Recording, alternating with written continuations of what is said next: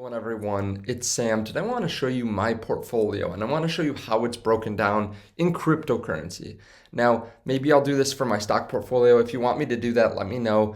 But it's been a little while since I gave you my numbers for crypto, and I'm going to try to keep this short. I'm not going to talk too much about each crypto. I'm not going to break them down really in depth. Maybe I'll give you a sentence or two, just because I've done videos on, I think, every single one of these in the past.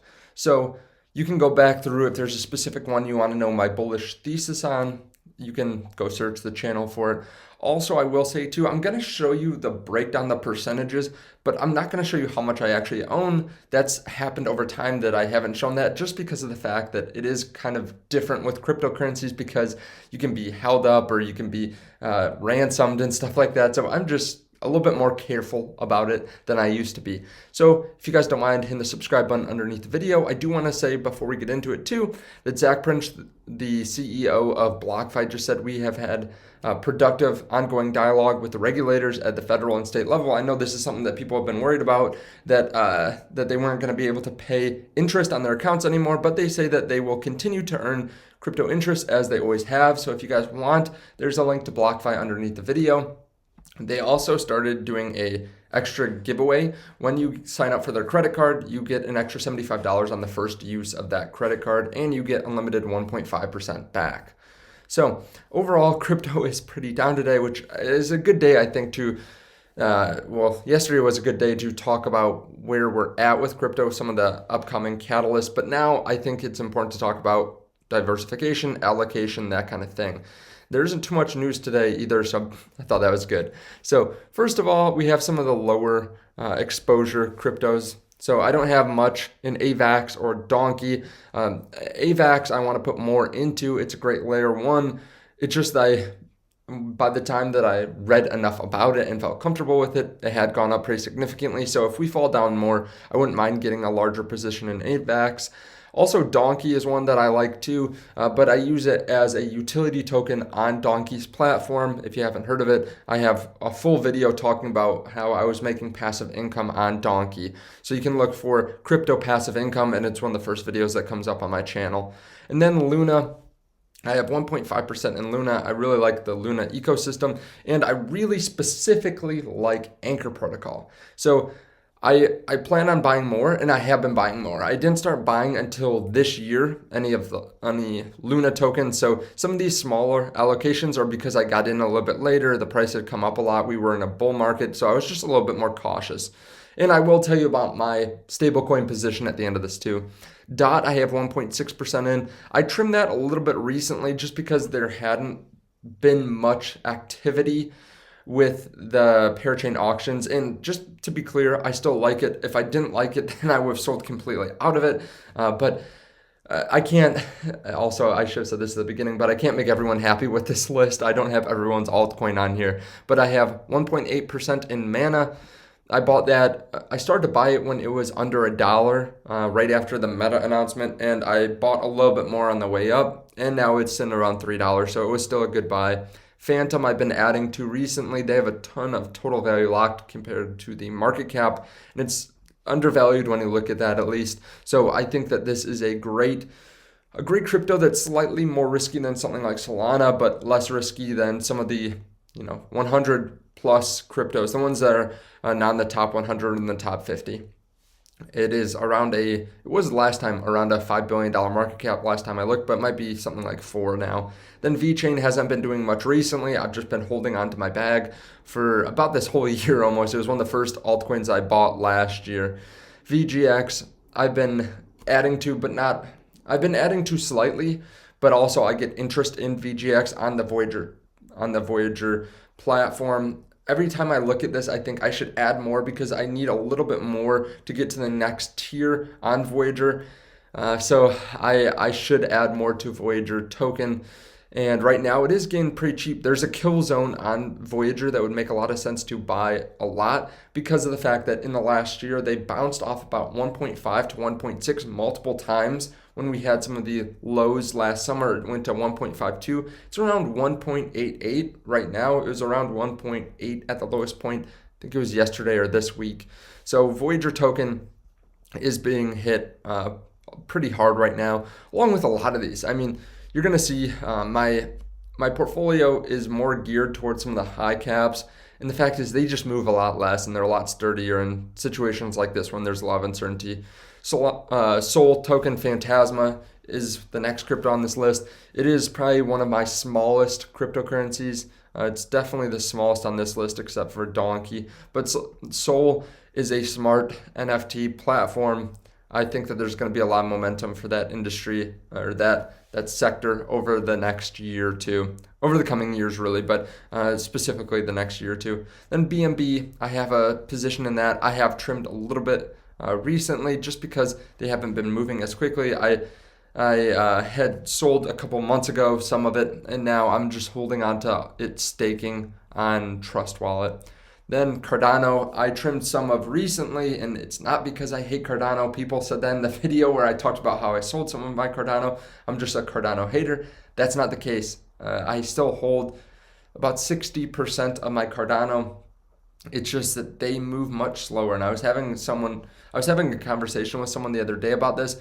The fact is, they are trying to do the most good, or Charles Hoskinson is supposed to do, or trying to do a lot of good in the world. But that's not always accretive to the shareholders, or the crypto holders. So I think with Hydra and with some of the things that are coming, they could do well. But the fact is they are one of the largest cryptocurrencies out there, and they're way behind on a lot of things. Their transactions are total value locked. They just are behind compared to the likes of Sol or even Ethereum in my mind, and some of these other cryptocurrencies like AVAX and Phantom. They're just behind, but they have a lot of people that like them specifically because of Charles Hoskinson, and a lot of people that like them in general. So I still think that it makes sense to have a portion of my portfolio towards them, but having them in my top 2 or top 1, I don't think is worth it at this point. Then Matic, I have 5.1% of my portfolio in Matic. It's so easy to use as a layer 2 for Ethereum, and they've been adding so many new companies. They've been raising money. They have been, I think they've had more announcements than any other crypto that I know of, any other project, and they've been making more acquisitions. They have done better over the last couple months than anything else, and their usage is going up too. Then we have Solana. I've been adding a lot to Solana during these recent dips. They are probably one of the best products along with Matic. They're the best layer 1, I think, out there in terms of use. And I know that there's a lot of fear about them because of the fact that they have had some times where they've gone down. They also have some VC money in them. But the fact is, a lot of these good cryptocurrencies have had VC money. VCs just get in earlier. It's the same thing with stocks.